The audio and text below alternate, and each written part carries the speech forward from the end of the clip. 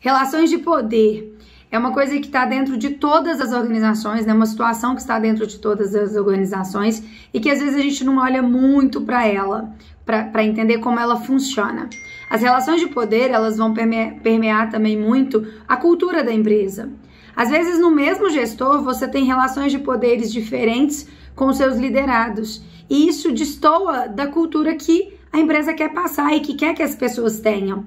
Então, às vezes, você tem uma pessoa ali, um liderado que não está dentro da cultura da empresa, mas não por ele, mas é porque o gestor com ele estabelece uma relação de poder diferente daquilo que a empresa quer e que a empresa cultua. Além disso, isso é muito importante quando você traz um novo colaborador. É interessante você entender quais as relações de poder que existiam nas empresas que ele antes estava. Porque talvez ele vai trazer isso como memória e como forma de trabalhar. E o papel do gestor e do RH é desenvolver nele essa nova relação de poder que a sua empresa cultua como cultura mesmo. Existem hoje mais ou menos, né, o que mais se falam de 8 relações de poder. E aí eu vou passar rapidamente sobre cada uma. Entendam que às vezes com a mesma pessoa, você em cada situação, você usa uma relação de poder. Muito que às vezes a gente se desvirtua daquilo que a gente acredita, daquilo que a gente quer passar nas empresas, pelo momento do estresse, da pressão, da entrega. Então é muito bom a gente olhar também como gestor se aquilo que a minha empresa cultua é o que eu estou passando nas minhas relações de poder e o como eu estou fazendo para que isso seja cada vez mais efetivo. Então, a primeira e a mais conhecida, né, o que a gente chama do chefe antigo, é o de coerção. O que é? A pessoa só faz pelo medo. Ou pelo medo de perder algo ou de não ganhar algo. Perder algo seria uma promoção que ela poderia ter, né, uma premiação. E não ter algo ou ter algo ruim é, por exemplo, você dar aquele trabalho que ela odeia fazer, que tira ela da tranquilidade. E você faz ela fazer se ela não atingir ou se ela não fizer as coisas da forma que você quer. A outra é da recompensa. E muito usada no mundo, principalmente comercial, né? Aquilo que você entrega, você é recompensado por isso.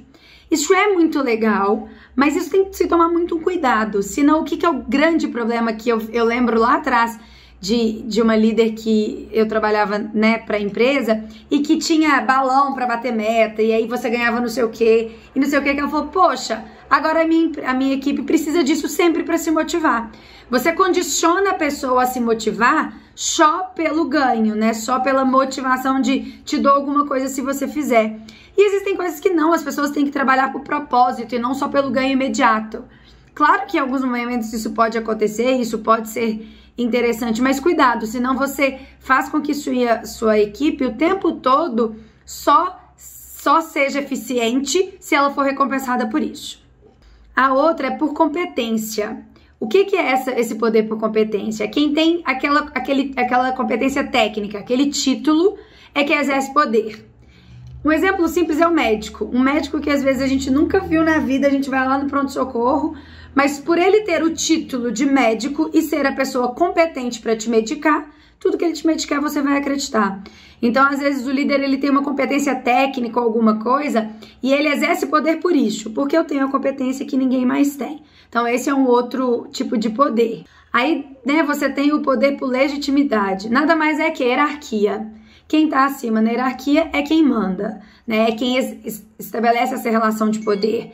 Então, é uma coisa prática. Você entra numa empresa, você descobre que o fulano e o ciclano são os que estão acima da hierarquia e é um poder.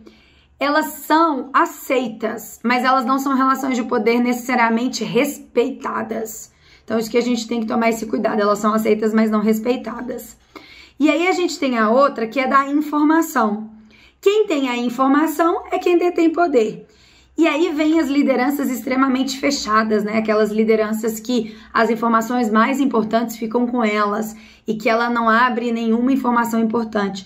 Então as pessoas têm essa relação de poder, eles olham para esse líder porque eles sabem que as informações estão com ele. E se ele tem essas informações, é ele que detém o poder, tá? E aí a gente tem a relação da persuasão, que é aquela pessoa, aquele líder sedutor, que seduz o outro, que fala bem, que vende bem. E às vezes o outro nem fazia sentido para ele daquilo ali, mas só do jeito que aquela pessoa fala já foi suficiente para essa relação de poder acontecer. E a gente tem a da ligação, que nada mais é que as relações. Tudo é baseado numa relação. Quanto mais efetiva a minha relação, mais eu tenho essa relação de poder bem definida. E aí, por fim, a gente tem do carisma. É o líder boa praça, amigo de todo mundo, que consegue conversar com todo mundo gosta. Então, essa é a liderança por carisma. A verdade é que não existe o modelo mais correto. Existe um modelo que faz sentido para a cultura da sua empresa e daquilo que você, como empresa, acredita. O mais importante é que essas relações de poder sejam coesas dentro da sua organização e não que elas mudem quando for necessário, né? Claro que às vezes a gente muda. Hoje a minha relação de poder é hoje e a gente tá levando a empresa por um outro patamar que a gente entende que isso não faz mais sentido. Isso ok. O problema é quando muda por conveniência e rápido, né? Hoje eu sou o carisma, eu envolvo a minha equipe por carisma, mas amanhã eu tô com uma data para cumprir e ninguém me entregou, e aí eu vou pelo poder, às vezes, né, do medo. Eu vou lá e falo, ó, se não fizer, nós não vamos ganhar tal coisa. Então, que a gente tenha coesão nas nossas relações de poder. E voltando a lembrar, é muito importante também para a gente entender quem tá vindo, quais as relações de poder que essa pessoa conhece e está acostumada a trabalhar. Às vezes ela vai assustar com o jeito que você funciona, você trabalha com a equipe. É muito bom deixar isso muito bem desenhado, muito bem descrito e alinhado antes dessa relação iniciar e entender que isso pode ser um problema e que você precisa de organizar tudo isso entre você e o seu liderado, o seu novo colaborador, para isso não ser um problema de uma demissão ou você mesmo desistir desse candidato. Eu tive um cliente que a gente via muito que a empresa que essa candidata veio era muito pela questão do medo, sabe? E aí, quando ela veio para uma empresa que a parte mais do carisma estava mais envolvida e tudo, do reconhecimento, foi muito difícil, porque ela ultrapassava essas relações. Ela só conhecia um tipo de relação. Isso foi muito complicado. Foram meses de trabalho, mas ela, como profissional, tinha competências maravilhosas e hoje ela tem mais de 4 anos. Mas é importante a gente entender um pouco como essas relações acontecem.